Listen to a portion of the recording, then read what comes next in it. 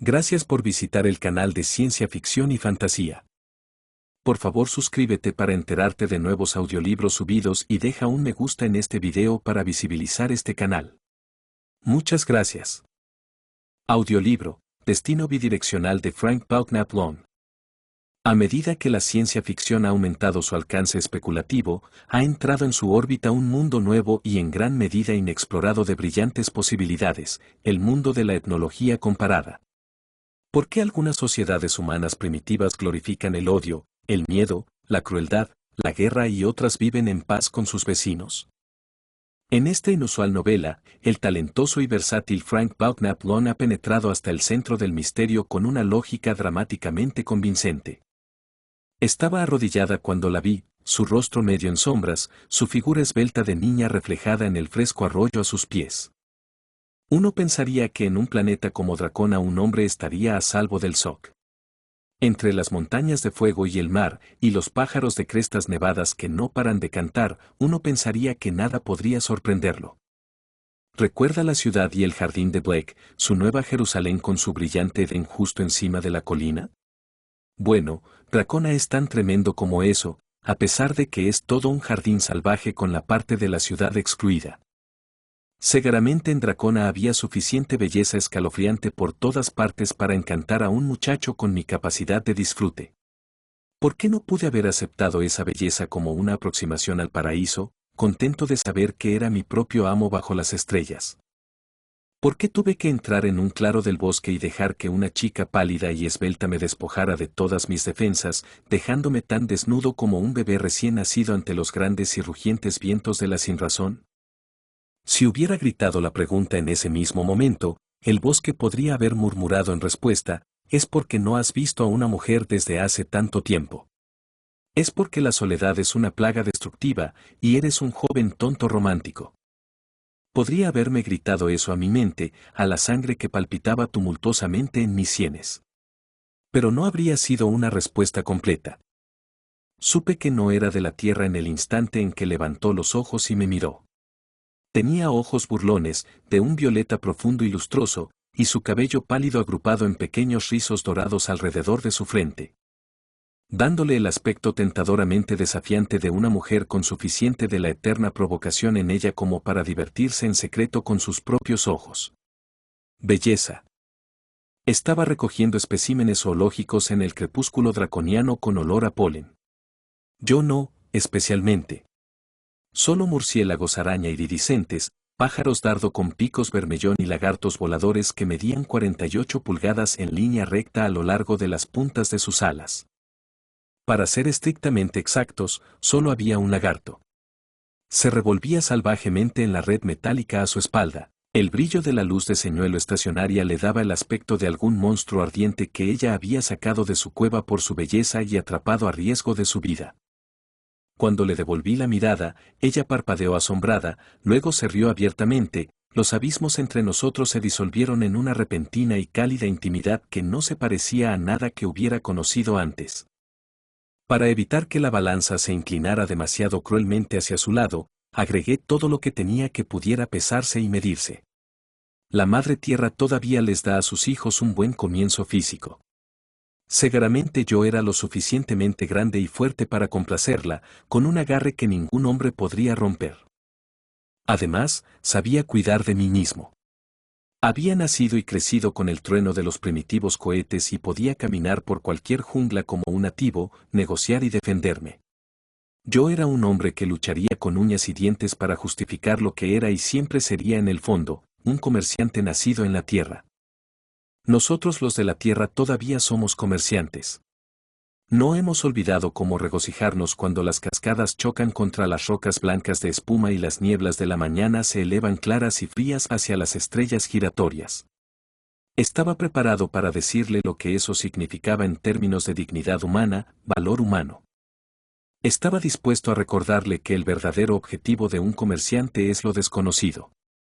Todo lo demás que hace, o deja de hacer, es un preludio del tipo de viaje que trajo a la inquieta raza humana a Tragor.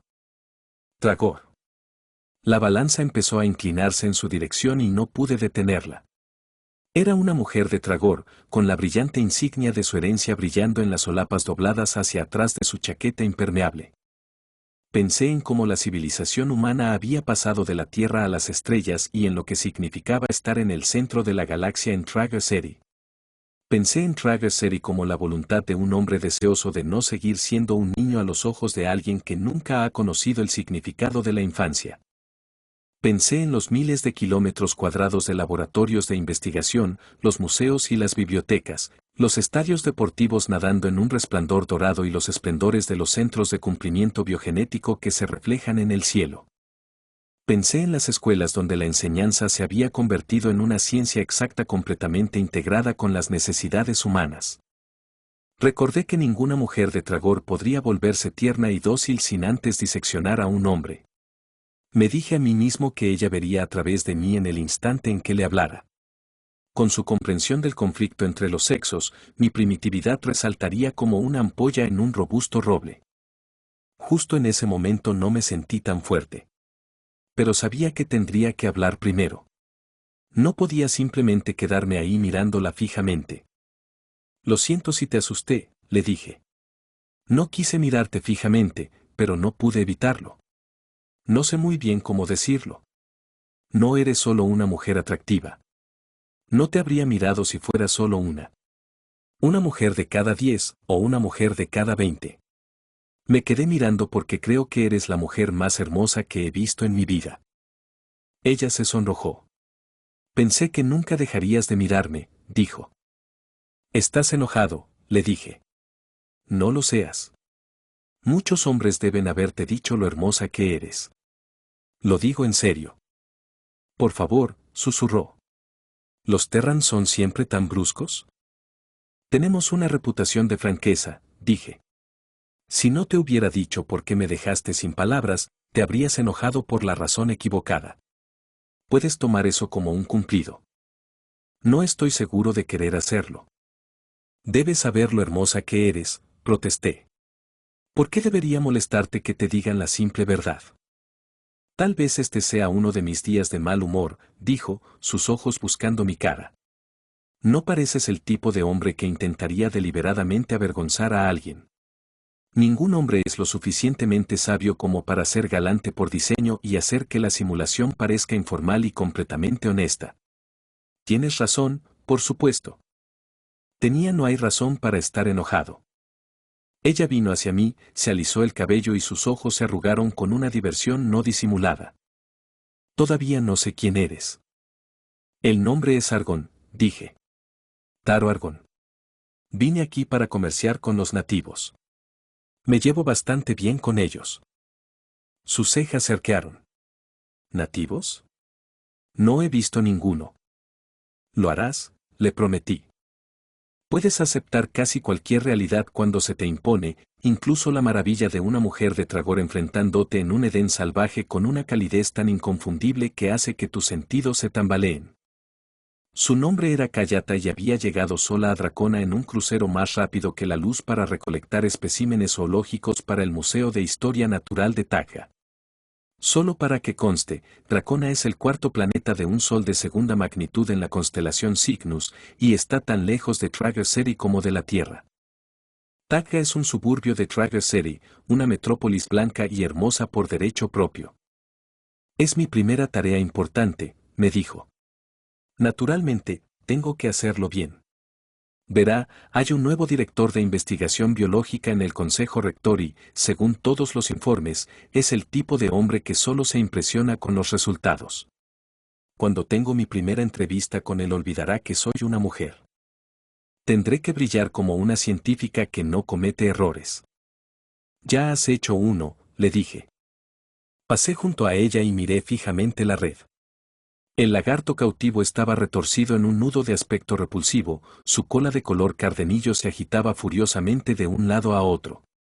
Los lagartos voladores draconianos son brutos monstruosos. Miden 4 pies de largo y tienen un brillo verde metálico, y cuando tienen motivos para odiar, sus mandíbulas pueden cerrarse con una ferocidad incomparable en la naturaleza. Visualice un dinosaurio rey tirano con alas esqueléticas y acanaladas, reducido a las dimensiones de un canguro, y tendrá una imagen mental bastante precisa de uno. Lo único que hacen es comer aves y pequeños mamíferos, frutas, bayas y frutos secos. En 24 horas, un lagarto volador draconiano puede comer 3 veces su peso en comida. Pero un hombre está a salvo si se mantiene a distancia, porque son perezosos por naturaleza y no atacan sin provocación. Son animales tabú, le dije. Los nativos los llaman ciervos de la montaña. Si tu propósito era enfurecer a los nativos, no podrías haber tenido un mejor comienzo. Ella me devolvió la mirada con una extraña mezcla de alarma y desafío. No tenía forma de saber eso, ella protestó. Este planeta figura en las listas como deshabitado. Un desierto virgen. Si hay primitivos inteligentes aquí. Su rostro se tensó de repente. Miró a su alrededor como si buscara una respuesta a algo intangible que presionaba sus pensamientos y socavaba su confianza en sí misma. Yo también lo estaba sintiendo. Una especie de frío malestar con bases de soledad y temor. Cuando estás a miles de años luz de la Tierra, tienes que aferrarte firmemente a tu anclaje en el pasado, tu derecho primordial de nacimiento a la amistad y la confianza. Había 1000 lazos que me unían a la Tierra, y ese lejano mundo selvático era para mí solo un punto de parada en una red de recuerdos conmovedores que me sostenían día y noche. No importa lo solo que me sintiera, siempre podía decirme a mí mismo que pronto regresaría a las personas y los lugares que había conocido toda mi vida. Estaba muy lejos, seguro. Pero siempre habría amigos esperando mi regreso. Congele esa cadena de memoria, rompa los frágiles eslabones y la mente humana no tendrá refugio en ningún lugar del tiempo o el espacio. Solo tuve que sustituir la tierra por Tragor para saber cómo debió haberse sentido Kayata. Pero antes de que pudiera moverme a su lado, todos los vínculos se rompieron y quedamos atrapados en una jungla nueva, terrible y extraña, con todos los puntos de referencia despojados. Ya había experimentado ese horror antes y sabía exactamente qué esperar. Comenzó con un parpadeo sordo, un leve cambio de luz y sombra en el borde del claro. Las hojas se arremolinaron desde el suelo del bosque y una sólida pared de vegetación comenzó a balancearse, temblar y retorcerse. Mientras Kalara gritaba alarmado, una masa enredada de brillantes crecimientos parecidos a hongos se dividió en docenas de fragmentos giratorios, y el aire a su alrededor crepitó y estalló en llamas. Con un repentino y rugiente sonido, un árbol se derrumbó, desalojando a una bestia parecida a una musaraña que gritaba y corrió hacia el claro con el rabo entre las piernas. Hubo un momento de terrible silencio mientras la jungla acumulaba tensiones más allá de toda cordura. El claro se convirtió en una trampa rebosante de una malevolencia tan desconcertante como el tic-tac de algún dispositivo detonante oculto. Una mancha negra de pánico se elevó para rodearme mientras una concentración de odio casi palpable tiraba agonizantemente de mi mente.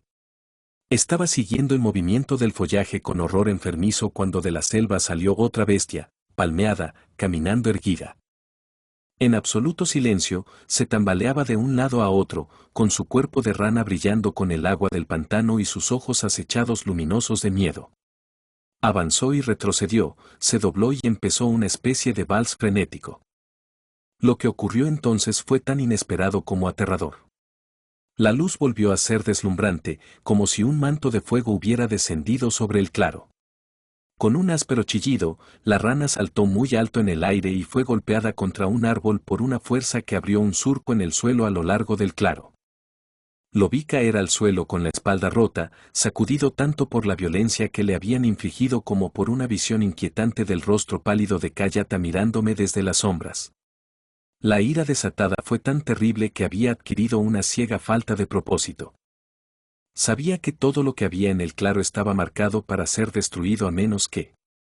Crucé hasta donde estaba Kayata y la agarré por los hombros. Hablé con urgencia, casi con dureza. Los nativos nos están mirando. Lo advertí.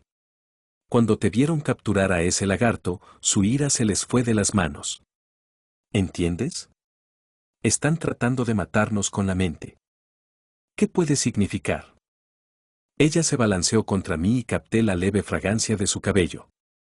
Estaba temblando, Así que me pregunté si realmente me había escuchado, o si el miedo en su voz no era más que un eco del pavor que debió sentir al ver a la criatura rana lanzarse por el aire. Empecé a sacudirla, obligándola a mirarme. Son poltergeists, le dije. Pueden provocar incendios y mover objetos a distancia. El poder reside en un área del cerebro que la civilización parece embotar. Es una facultad de ESP que era parte del equipo de supervivencia original del hombre. Nuestros ancestros cavernícolas podían alcanzar con sus mentes de esa manera también. Ella todavía parecía no escucharme.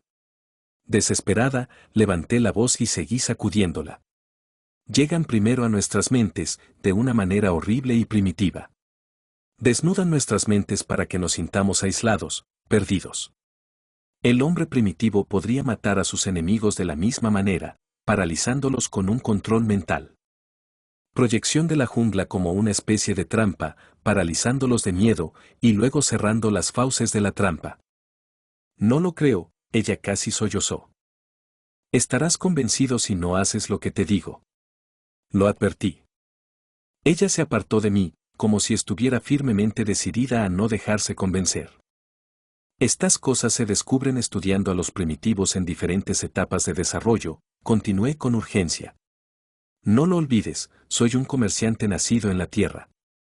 Tú, de Tragor, puedes burlarte, pero he estudiado docenas de grupos humanoides primitivos. Sé que puedes conquistarlos si los manejas correctamente. ¿Qué es lo correcto? Juega conmigo, le insté. Sigue mi señal. Seguir la corriente. Una vieja expresión de la tierra. Tenemos que jugar con ellos, actuar. Antes de que pudiera protestar o gritar, la tomé en mis brazos. Pasé mis manos por su cabello, le levanté la barbilla y la besé, con mucha firmeza y determinación por un instante. Esto es parte del acto, susurré. Siendo una mujer de Tragor, difícilmente podría haber creído que mi impulsividad hubiera sido motivada únicamente por una desesperada necesidad humana de compañía en un momento de peligro compartido. Debió haber sabido que la cosa iba más allá de eso y habría tenido razón. Un vértigo me arrastró como una ráfaga de viento huracanado en un estuario de marea brillante con 1000 flores tropicales pulsantes. La solté de repente y ella saltó hacia atrás, con los ojos sorprendidos y acusadores. O eres un loco o un niño enfermo, ella susurró. Hablaremos de eso más tarde, dije. Ahora no es el momento. Lo siento por ti. Más tarde. El claro se calmó y se hizo el silencio por un momento. Luego salieron del bosque, caminando de 3 en 3. Heipgos, el viejo jefe tribal, y su hijo Eslagón, y los guerreros con sus ondulantes músculos brillando en el crepúsculo con olor a polen y sus lanzas en alto en una cautelosa contención de la ira. No podrías llamarlo un saludo. Todavía estaban sacudidos por la ira, todavía dispuestos a matar. Me adelanté para recibirlos, con Kayata en el hueco de mi brazo. Había hablado, negociado y regateado con ellos una docena de veces, pero ahora los veía por primera vez a través de sus ojos. Tengo un curioso don de empatía. Podía compartir su asombro y admiración, y la atónita incredulidad que debió hacerla dudar de la evidencia de sus ojos. Los nativos de Dracona son físicamente atractivos y bien proporcionados, y se comportan con tal aire de gracia que hay que mirar 2 veces para darse cuenta de que no son del todo como nosotros. Tienen 3 ojos, pero el otro tiene un párpado tan suave que cuando permanece cerrado apenas se nota. Sus 3 brazos adicionales, ligeramente atenuados, no molestan, ya que los llevan pegados a los costados. Y el brillo verde de sus pieles parece más bronce que verde en la penumbra del bosque y, por tanto, es mucho menos sorprendente de lo que podría suponerse. Tenían ojos tan agudos y perspicaces y rasgos móviles que cuando sonreían en un saludo amistoso era difícil pensar en ellos como primitivos. Ahora no estaban sonriendo. Apreté con más fuerza la muñeca de Kayata y miré a Heipgos directamente a los ojos, el gran ojo de la frente que se abrió lentamente para brillar con feroz reproche y desprecio. Mukit manibu mini. Yo dije. Eso se tradujo en, sabría el motivo de tu disgusto, viejo amigo. Fue un comienzo excelente y trajo una respuesta instantánea y completamente comprensible. La montaña de fuego había estado quejándose todo el día. Ahora la razón estaba clara para todos. Alguien como yo, solo una mujer, había tomado cautivo a un siervo de la montaña. Su castigo y muerte deben seguir como algo natural. Los tres ojos de Heikos me observaron, como si buscaran en las debilidades que teníamos en común alguna excusa para mi defensa de semejante monstruo femenino. Tunu Hisuan, dije. Esta mujer es más querida para mí que la vida misma. Esperé a que su asombro se calmara y luego continué rápidamente. Ella es mi compañera. Ella es la adorada de mi corazón.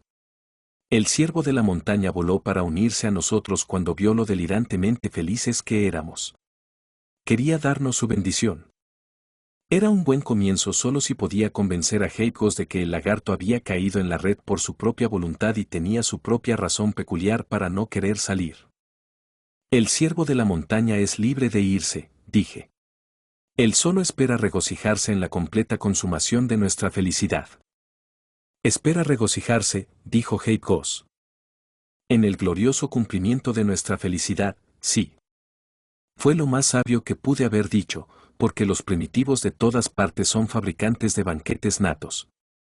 Regocijarse por la felicidad de los recién casados es una segunda naturaleza para ellos. Pude ver que Heikos estaba impresionado. Levantó el brazo y señaló a los guerreros. Todavía con el ceño fruncido, pero sin dudarlo, pasaron junto a nosotros, se agruparon alrededor de la red y comenzaron a pinchar al lagarto con sus lanzas. Suavemente, con firmeza y con gran deferencia. De repente, la asustada criatura lanzó un grito estridente, se giró y empezó a desenredarse.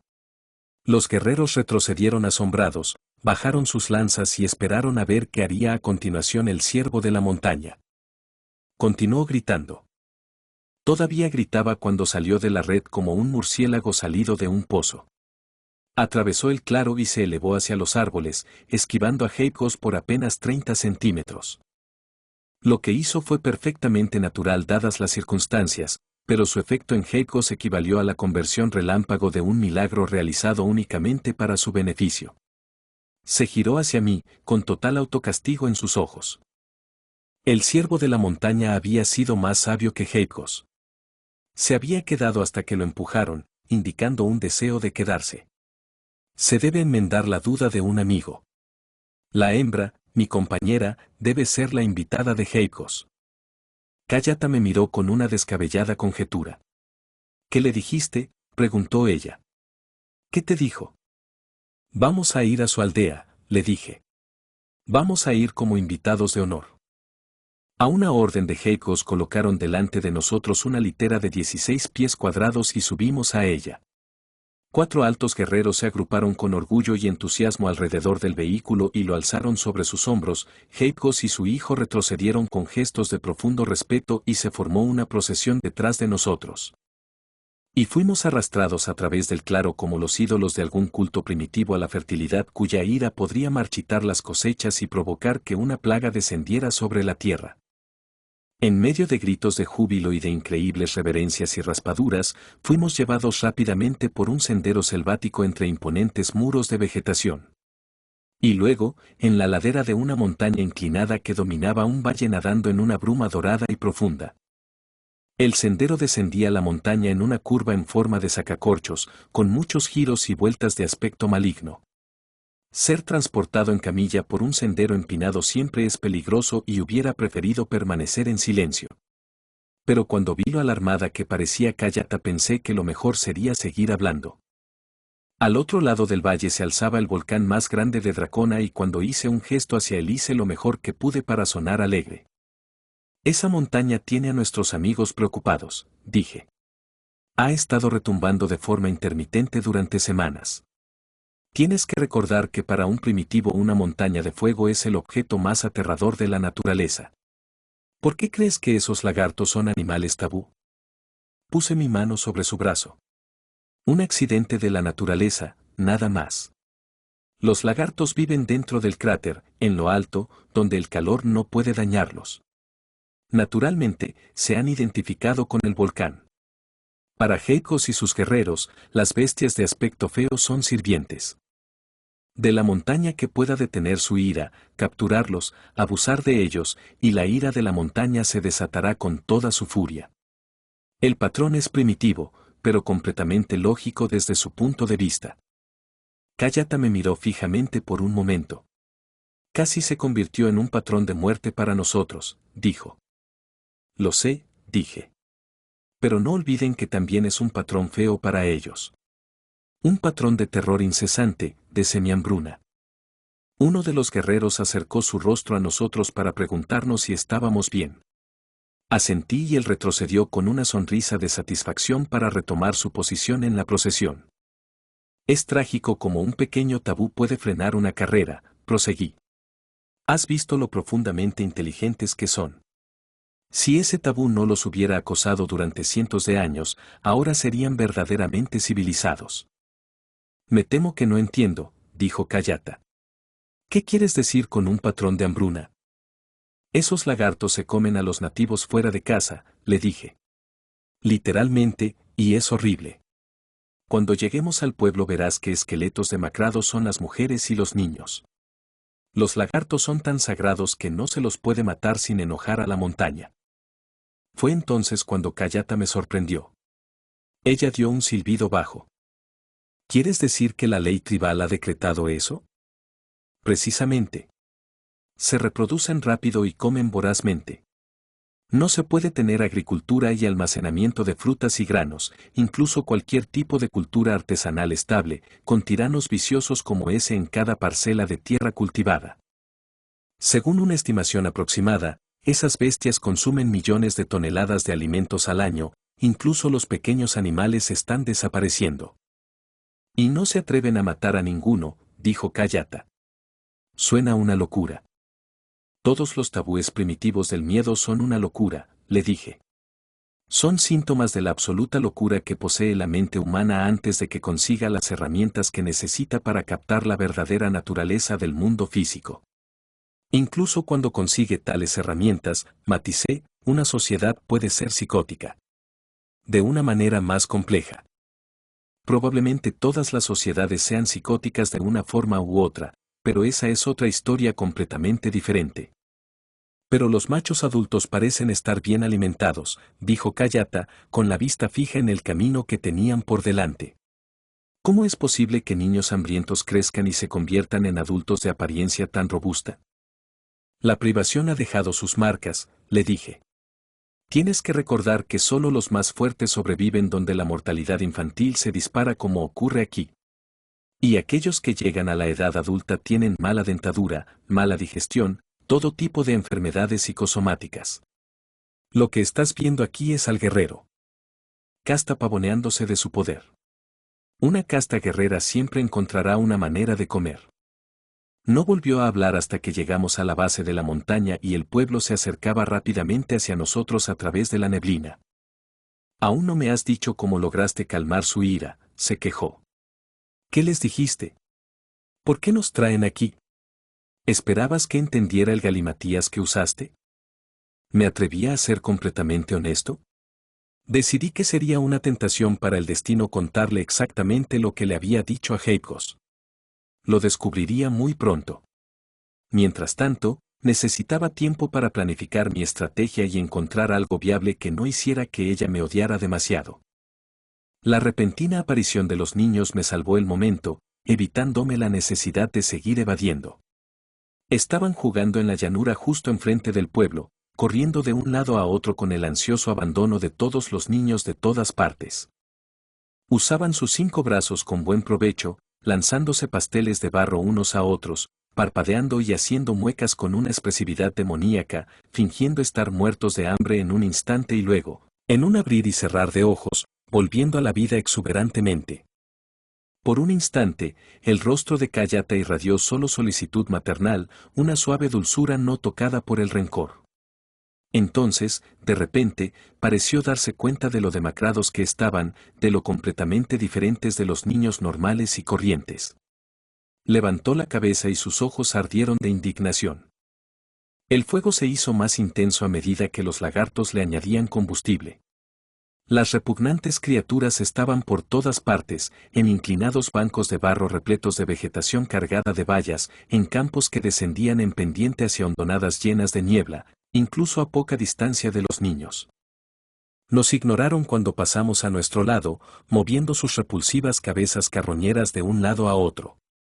Devoraban todo lo comestible que tenían al alcance de sus patas delanteras, moviéndose hacia adelante y hacia atrás y metiéndose la comida en la boca con una voracidad que resultaba repugnante de ver. Milagrosamente los niños los ignoraron y siguieron jugando. La procesión avanzó en silencio, directamente hacia un cuadro de la miseria humana tan trágico y lamentable que ningún hombre de buena voluntad habría podido contemplarlo sin estremecerse. La aldea constaba de 25 o 30 chozas, cada una con su poste de soporte central y un techo de paja extendido. Las mujeres se sentaban apáticas y hoscas en los portales, aparentemente sin importarles en absoluto lo poco atractivas que parecían, o la impresión desilusionante que su total falta de atractivo amoroso debió haber causado en los guerreros que regresaban, mejor alimentados.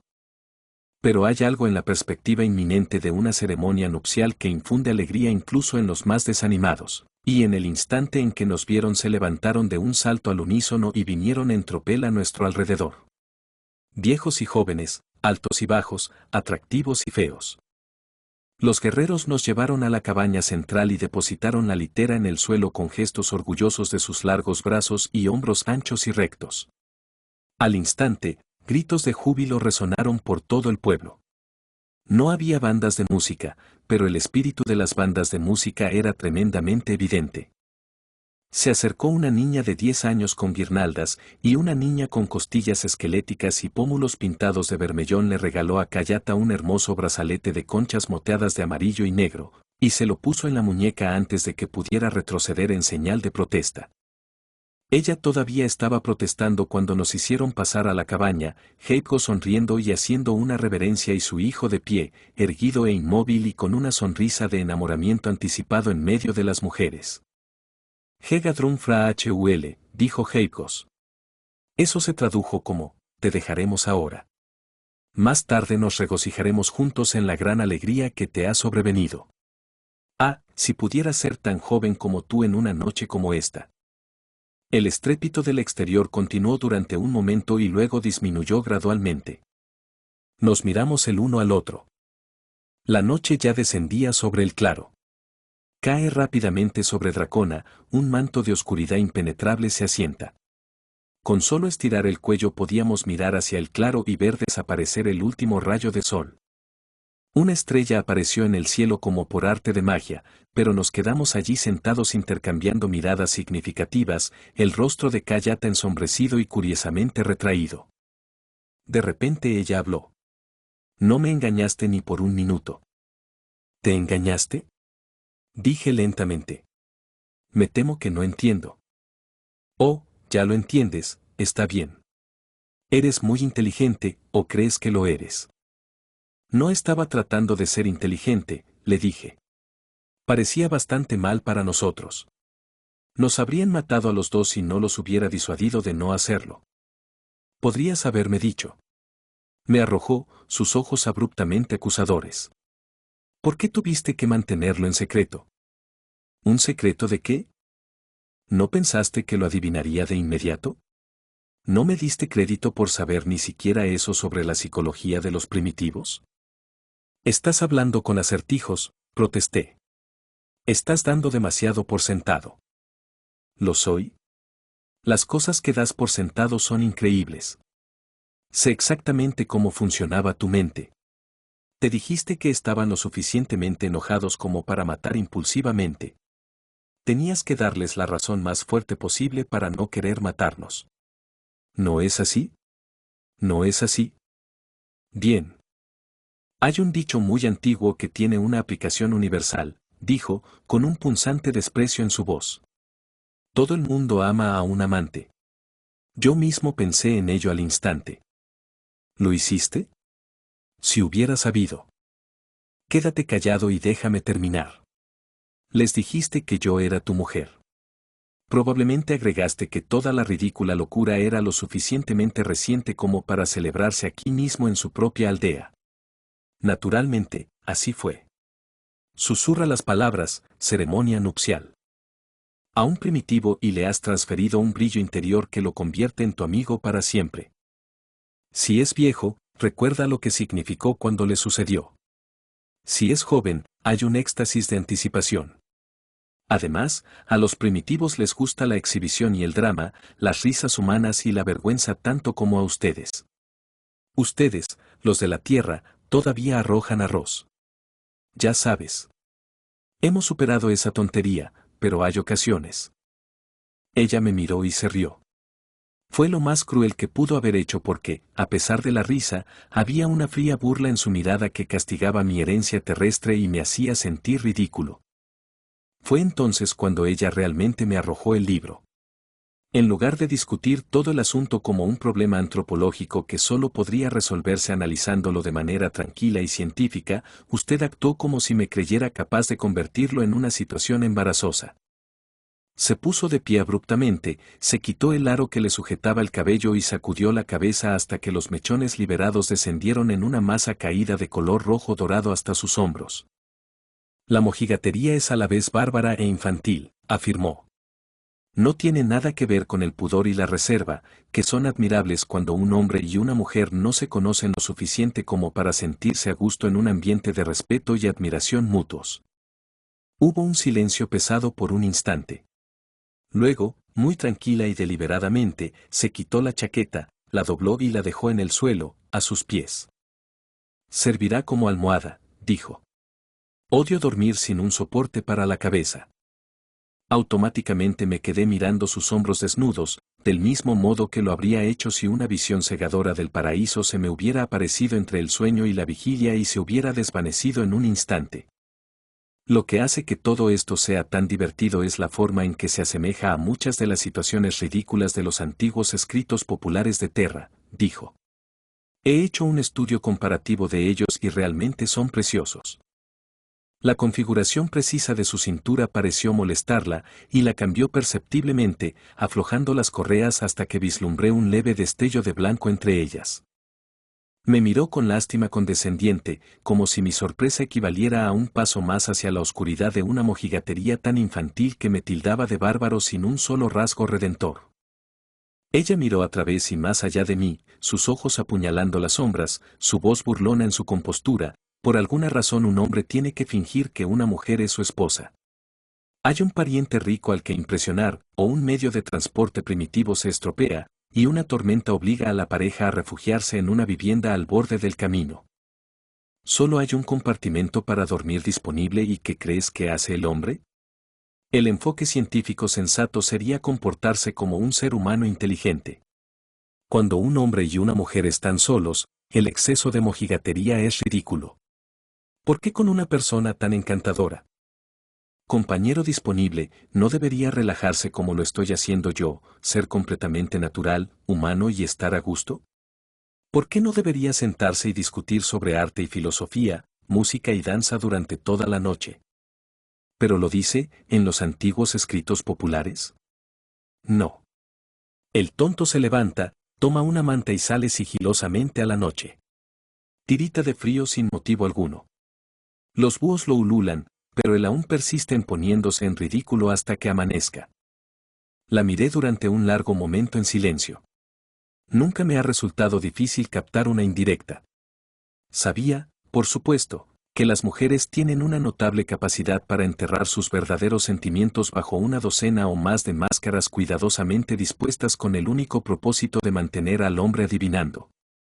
Pero decidí ni siquiera intentar quitarme las máscaras. Habría sido una pérdida de tiempo demasiado peligrosa. Afortunadamente llevaba un cuero espacial lo suficientemente grueso como para protegerme del frío. No necesitaría una manta y no había búhos en Dracona que me ulularan. Me temo que todavía soy demasiado primitivo para encontrar divertidos nuestros antiguos escritos populares, le dije. Sin decir una palabra más, ignorando su abrupto y sorprendido grito, di media vuelta y salí de la cabaña a grandes zancadas hacia la fresca noche. Reduje el paso en el instante en que me encontré solo bajo las estrellas. Hasta ahora había ganado un respiro. Pero sabía que lo que quedaba por hacer podría resultar contraproducente y destruirme. Ella se había metido en una situación más complicada que cualquiera que hubiésemos planeado juntos. La naturaleza había preparado el escenario antes de su llegada y la representación estaba a punto de comenzar. Si el primer acto salió mal, la música bien podría convertirse en un canto fúnebre, y el telón final descenderá sobre un paisaje funerario tan sombrío como un yesquero devastado por el fuego. A media milla del pueblo había una colina desde donde podía tener una vista clara del volcán y de la nube que flotaba sobre el día y noche, cuya peculiar configuración le daba el aspecto de una gigantesca polilla negra que agitaba el aire con hollín. Alas incrustadas. Durante siglos esa nube había estado suspendida allí, y probablemente permanecería allí hasta que el volcán se extinguiera. Bordeé las sombras hasta que salí del pueblo y luego caminé con los hombros erguidos hasta llegar a la colina.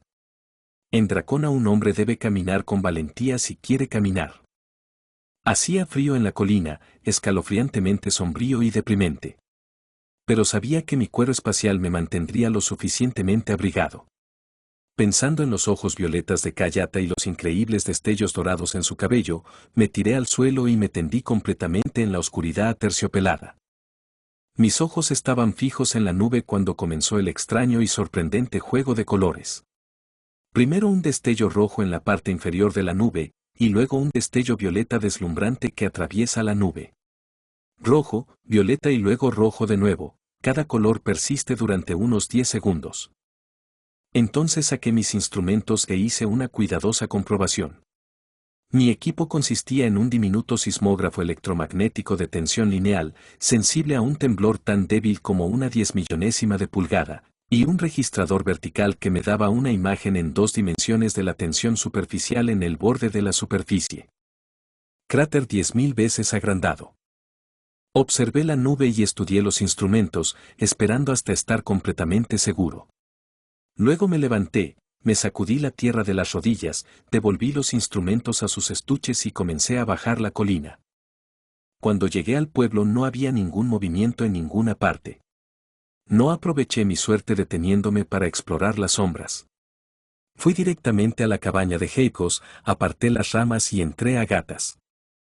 Heikos dormía en un sofá de enredaderas enmarañadas con los brazos entrelazados sobre el pecho. El brillo verde de su piel y la prominencia de sus pómulos le daban un aspecto inquietantemente momificado. Me arrodillé a su lado, saqué el pequeño reflector y me lo até a la frente. Tuve que detenerme un instante para controlar el temblor de mis manos. La luz se encendió con un resplandor repentino y cegador. Apenas me di cuenta de que lo había encendido hasta que me encontré mirando directamente a los ojos sorprendidos de Heikos. Para llegar a cualquier parte con la hipnosis hay que empezar rápido. Miré a Heikos directamente a los ojos y pasé la mano rápidamente de un lado a otro por su rostro, sin darle oportunidad de darse cuenta de que ya no estaba dormido. La mirada abrupta, casi intolerable, fue mi mayor activo inmediato. Yo no Nierun, susurré. Los ciervos de la montaña son muy malvados. Heikos parpadeó furiosamente y sus ojos se abrieron con un terror absoluto e incrédulo. Continué rápidamente, siempre has sabido que son malvados, monstruosamente malvados y odiosos. Qué repulsivos son solo en apariencia, con sus cuerpos largos y escamosos tan parecidos a los cuerpos de los monstruos de las sombras que temías que te desgarrarían en pedazos cuando un niño desobedeciste a tus padres. ¿No recuerdas cómo huiste gritando de la ira de tu padre y te escondiste en la oscuridad, deseando ser un hombre adulto, poderoso en tu desprecio y desafío? Siempre has sabido que los ciervos de la montaña son odiosos. Pero en tu gran miedo no te atrevías a decirte a ti mismo, no me han traído más que desastre. Heikos gimió y puso los ojos en blanco. No te atreviste a decir, continué implacablemente, lo que sabías en tu corazón que era verdad. No te atreviste a decir, los siervos de la montaña son falsos sirvientes. No han traído a mi pueblo más que desastre. Cuando un hombre tiene hambre, ¿debe morir de hambre? Se le deben arrebatar los frutos de su trabajo, la cosecha que ha sembrado no solo para sí mismo, sino para los adorados de su corazón. Los ojos de Heikos adquirieron un extraño brillo y sus labios comenzaron a temblar. Pronto el cielo estará rojo, le dije. Pronto la tierra temblará. Pronto la ira de la montaña será terrible contra sus falsos servidores. Heikos intentó levantarse, pero lo agarré del brazo y lo obligué a mantener los ojos fijos en el reflector. No son verdaderos sirvientes, porque enojan a la montaña. La montaña los expulsaría, pero sin tu ayuda, ¿cómo puede la montaña liberarse? La montaña no tiene piernas. No puede caminar y buscar a sus falsos sirvientes cuando descienden. En el pueblo. Por primera vez en la vida de Heikos, una parte profundamente enterrada de su mente se agitaba tumultuosamente. Por la forma en que rechinó los dientes y movió sus 5 brazos, me di cuenta de que estaba furioso por dentro. No se puede hipnotizar a un hombre contra su voluntad. No se le puede obligar a hacer algo que ultraje su sentido moral. Pero lo que quería que Heikos hiciera tenía la sanción de la naturaleza y el sentido común, y también la sanción de la parte salvaje e ingobernable de sí mismo que ha moldeado su destino desde la infancia. Estaba jugando con ambos extremos contra el medio, contra un ridículo tabú odiado. Cuando hayas hecho lo que debes hacer, la montaña dejará de estar enojada, le dije. Se regocijará contigo. Entonces le dije lo que había que hacer. Implanté el comando con toda la majestuosidad que pude convocar, atenuando el reflector con la palma para que pudiera verme claramente. La montaña se alegrará contigo, repetí. El cielo dejará de ser rojo.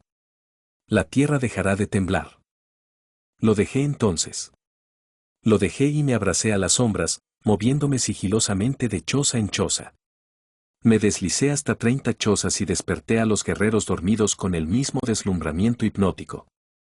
Y a cada uno susurré las mismas palabras y les impuse la misma urgente orden posthipnótica. Siempre es imprudente enorgullecerse de una tarea difícil realizada con facilidad hasta que se haya superado el último obstáculo haya sido superado. Casi lo hice, hasta que crucé la entrada de alto arco de la 31ª cabaña y me encontré frente a un guerrero completamente despierto y de pie. He estado esperando tu llegada, dijo el hijo de Heikos. Nuestro patrimonio terrestre es rico en leyendas. Todos los grandes poetas, los creadores de mitos, han rendido homenaje a la fuerza brillante, el coraje y la audacia que distingue al hijo de un rey de los mortales comunes y corrientes.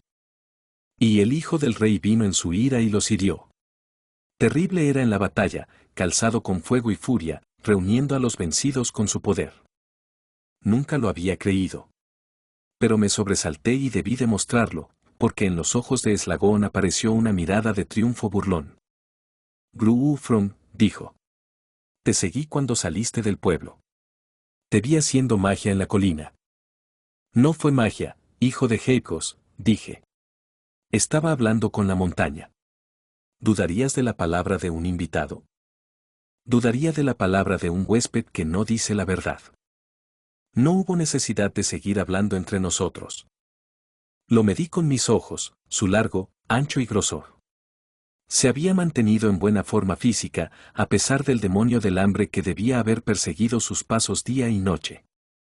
Una pantera delgada es más peligrosa que una bien alimentada. Un hombre de mejillas demacradas y costillas prominentes es un adversario traicionero si sus músculos han conservado su resistencia y la voluntad de luchar y matar es fuerte en él. Él tenía 5 manos frente a mis 2. Él estaba armado y yo desarmado y su arma era cruel, una hoja curva con mango de hueso, afilada hasta dejarla mortalmente afilada. Cuando te estás preparando para una lucha de vida o muerte, lo mejor es reducir el tamaño de tu adversario. Me dije a mí mismo que era un hombre civilizado con una resolución que nunca podría igualar. Lucharía como un salvaje, por supuesto. Pero estaba seguro de que 2 manos guiadas por una inteligencia entrenada podían agarrar y sujetar, torcer y doblar 2 veces tan bien como 5 manos animadas por un ciego impulso de matar. Cuadré mis hombros y comencé a caminar directamente hacia él. Me sentí alentado por la forma en que me devolvió la mirada, como si la mirada de confianza en mis ojos hubiera sembrado una duda repentina e inquietante en su mente. Fue suficiente para asegurarme que si mantenía la cabeza y me acercaba sin descanso mis posibilidades serían buenas. No le di oportunidad de atacarme con su mente. Avancé hasta unos 2 metros de él y me puse en cuclillas con una mueca tan desdeñosa que sus ojos permanecieron clavados en mi cara. Salí de mi posición en cuclillas como un resorte enroscado que se desenrolla. Con violencia demoledora me lancé contra él, hueso contra hueso, cartílago sólido contra duro cartílago.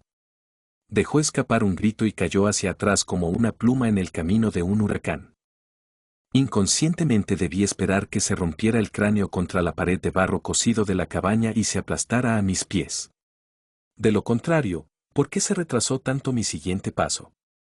Debió haberme molestado un poco, porque me quedé como un hombre desconcertado mientras él golpeaba la pared, se giraba y volvía hacia mí, con los ojos nublados por el dolor y la conmoción. La estocada que hizo fue medida con tanta precisión que el mango de hueso del cuchillo rozó mi mejilla. Estaba aprovechando sus reflejos, el instinto seguro de un primitivo fuerte en la batalla, confiado en su propia fuerza. Salté hacia atrás y lancé mi puño derecho contra su estómago. El golpe lo hizo tambalear, pero no lo suficiente. Con una deliberación increíble en alguien tan herido, me atacó 2 veces. Justo a tiempo me agaché fuera de su alcance, me agaché y me levanté en cuclillas. Comencé a golpearlo, lloviendo golpes en su cara y pecho. Me pareció oír su mandíbula crujir, pero cuando me giré para verlo bien, se rió como un mono loco y pasó el cuchillo a otra mano. Él se abalanzó de nuevo y yo me agaché de nuevo, y siguió con la misma pesadilla hasta que el cuchillo quedó brillando en la punta de un brazo atenuado que seguía mis movimientos como un relámpago zigzagueante. Pasó el cuchillo 8 veces y su risa se convirtió en un eco demencial mientras se movía. Desesperadamente me lancé hacia él y traté de derribar el arma, pero cada vez era demasiado rápido para mí. Sus ojos ardían con desafío y burla. Pero de repente vi que su boca comenzaba a hundirse y que el labio inferior temblaba con inconfundible debilidad. No sé muy bien cómo le quité el cuchillo. Pero entiéndelo, lo hice. Me acerqué de repente, le di un golpe en el cuerpo que lo hizo tambalearse, lo seguí mientras retrocedía y le arrebaté el arma antes de que pudiera recuperar el equilibrio. Lo golpeé de nuevo y él cayó, y yo me quedé furioso sobre él. Me miró con los ojos llenos de desconcierto y horror. Dragonil de Guna, dije. Te he vencido hombre a hombre en un combate honesto. De repente, sus ojos se abrieron y toda la ira loca desapareció de su rostro. Es verdad, susurró. La montaña debe haberte dado su fuerza. ¿De qué otra manera podrías haber conquistado al hijo de un jefe? De ninguna otra manera, le aseguré. ¿La montaña habla ahora con tu voz? La montaña está más cerca de mí que de sus falsos siervos, le dije. Me incliné y lo agarré por los hombros. Eres joven y fuerte, le dije. El hijo de un jefe. Solo alguien así puede verdaderamente liderar a su pueblo. Si cuando la montaña habla y el cielo se vuelve rojo, saltas inmediatamente a la batalla al lado de tu padre contra los falsos sirvientes, te perdonaré la vida. Se sentó y se frotó la barbilla. Sus ojos todavía estaban asombrados, y estaba seguro de que si la montaña misma hubiera entrado en la cabaña y le hubiera hablado, él difícilmente habría estado más ansioso de obedecer. Haré lo que la montaña desee, prometió. No tendrás que esperar mucho, le aseguré. Pronto la ira de la montaña será terrible contra sus falsos siervos. Siéntate aquí en silencio y ten paciencia. Ya lo verás. Ya casi amanecía cuando regresé a la cabaña central. Entré con audacia, como un hombre que llega a casa un poco más tarde de lo habitual con una tremenda y brillante sorpresa para su esposa que le quitaría la maldición a su tardanza. Kayata estaba dormida con la chaqueta impermeable enrollada bajo la cabeza y una expresión de inocencia casi infantil en su rostro. Se veía tan hermosa que temí que si me arrodillaba y la besaba se haría añicos y volaría como una de esas antiguas estatuas que han permanecido durante siglos en el pasado enterrado de la tierra. No era necesario que la despertara. El estruendo lo hizo. Comenzó lejos y se fue acercando lentamente, barriendo la cabaña como los tambores de una guerra primitiva que retumbaban al principio con tonos siniestros y luego cada vez más fuertes a medida que convergían en su objetivo. Los tambores eran propios de la naturaleza y sonaban en lo profundo de la tierra. Con los golpes vinieron un levantamiento y un temblor, y justo donde yo estaba parado apareció de repente un desgarro irregular en la arcilla roja seca que había sido cocida por el propio Heikos para revestir el suelo de su cabaña. Había cronometrado la erupción con el instinto seguro de un científico capacitado que sabe cómo llenar los vacíos dejados por las mediciones de instrumentos de precisión con un sexto sentido intuitivo. Podría haber ocurrido una hora antes o una hora después, pero no me sorprendió que ocurriera cuando sucedió. Solo Kayata se sorprendió. Se despertó con el primer terremoto y me miró. Sus ojos se agrandaron y se sobresaltaron, y de repente se puso de pie, aferrándose a mi brazo y gritando. La sacudí hasta que se calmó, luego la llevé a la oscilante entrada de la cabaña y señalé las sombras salpicadas de llamas.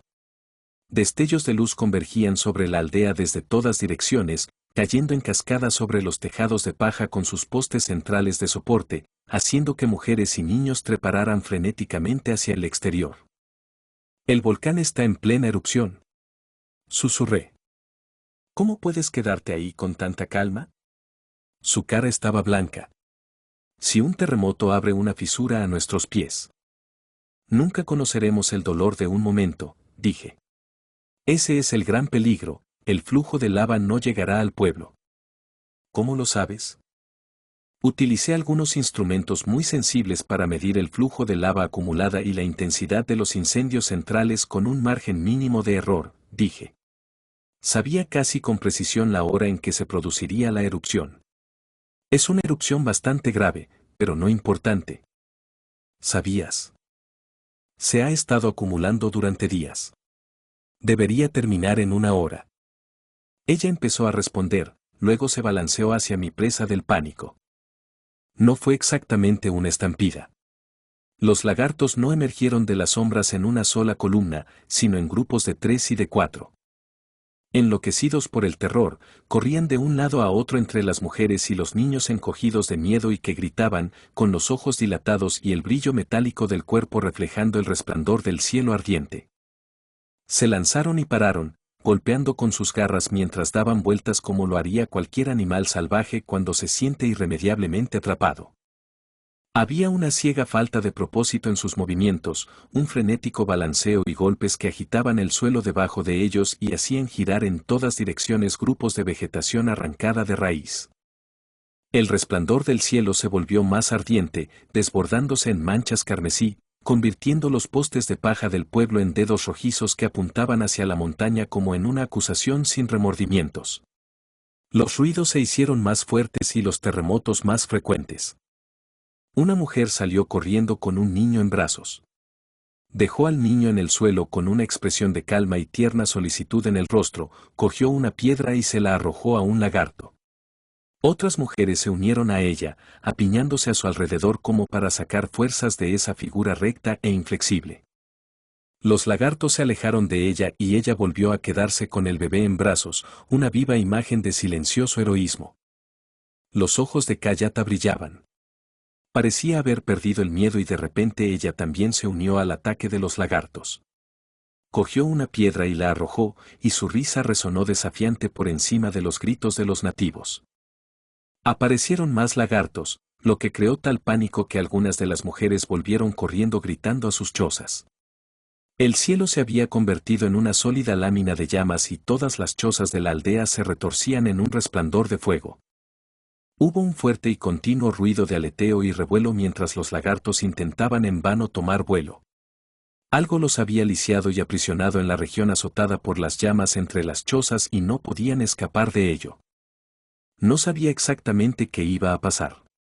No estaba seguro de cómo se realizaría el primer asalto destructivo a los lagartos, si las tensiones mentales aumentarían primero o las físicas destrozarían a las bestias con una violencia repentina y explosiva. Con los poltergeists nunca puedes estar seguro. Las poderosas ondas de sus pensamientos y emociones recorren sus mentes en corrientes erráticas y cuando una orden post-hipnótica entra en escena. No tuvimos que esperar mucho. Con un grito estridente, uno de los lagartos saltó por los aires y se estrelló contra un árbol, con tanta violencia que cayó al suelo sin un solo estremecimiento convulsivo de vida agonizante. En el lugar donde yacía se produjo un incendio que bailó y agitó a su alrededor. Otro lagarto fue elevado en el aire y lanzado a girar con una terrible contracción espasmódica de todo su volumen. Los movimientos de los otros lagartos se volvieron más frenéticos, se convirtieron en horribles retorcimientos que provocaron escalofríos que recorrieron toda mi columna. Horriblemente una de las bestias explotó. Su pecho salió volando mientras se alzaba sobre sus patas traseras y fue arrastrado hacia atrás por una espiral de llamas. Otros fueron destrozados como por garras invisibles, aplastados y desmenuzados en fragmentos. Entonces vimos a los guerreros. Entraron directamente en el claro del pueblo, con Heidgos a la cabeza y su hijo Eslagón caminando orgulloso a su lado. Blandían sus lanzas y gritaban, y el resplandor del cielo brillaba sobre sus hombros de bronce verde y se reflejaba en sus ojos. Había acertado en mi predicción. En menos de una hora cesaron los estruendos y el suelo dejó de temblar. El fuego desapareció del cielo. Pero durante 3 días los guerreros persiguieron a los lagartos a lo largo del borde del cráter, descendiendo a las hendiduras llenas de humo donde durante siglos habían anidado y multiplicado, derrotándolos y destrozándolos hasta que Dracona fue limpiada y un nuevo y valiente amanecer amaneció sobre la cabeza erguida de Heidgos. Me paré con Kayata en un pico cubierto de nubes mirando hacia abajo. Cuando el hombre sea libre de forjar su propio destino, dije, la civilización no batirá sus brillantes alas en vano. Ahora avanzarán con valentía, sin el yugo de la superstición quitado para siempre de sus cuellos. Gracias a ti, dijo Kayata. No fue demasiado difícil predecir el momento exacto de la erupción del volcán, dije. En cuanto a la orden post-hipnótica, tú también podrías haberla hecho. Kayata se volvió y me miró con ojos extrañamente luminosos. Taro Argón, dijo. Te voy a decir algo. Desde el primer momento que te vi supe que eras un hombre. La miré fijamente, preguntándome. Se necesita el coraje, la audacia y el ingenio de los nacidos de la tierra para hacer lo que tú hiciste. El Consejo Guía se dio cuenta de que nosotros en Tragor también necesitábamos a los nacidos de la tierra. Nuestra herencia se había desgastado demasiado. Así que seleccionaron a un hombre de Terra con habilidades verdaderamente grandiosas. Dones de cuerpo y mente para guiarnos a todos. Me alarmé, todavía preguntándome cuán inseguro se había vuelto mi secreto. Oh, regresaste para divertirte. Empezaste a vagar de nuevo, como un comerciante nacido en la tierra. Durante 1 hora y 1 día.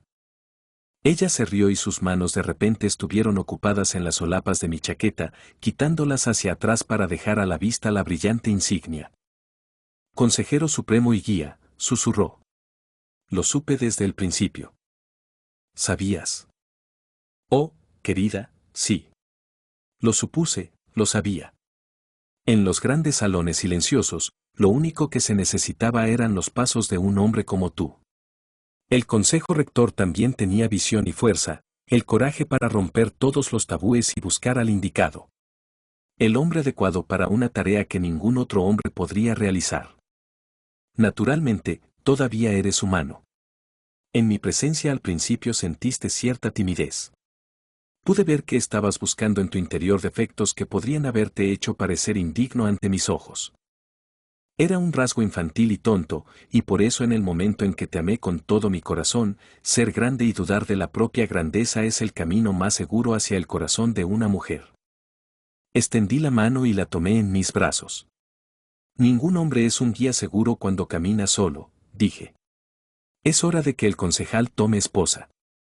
Sí, estuvo de acuerdo. Es el momento. Hubo silencio en la cima mientras mirábamos juntos hacia el brillante valle que se encontraba muy abajo. Fin.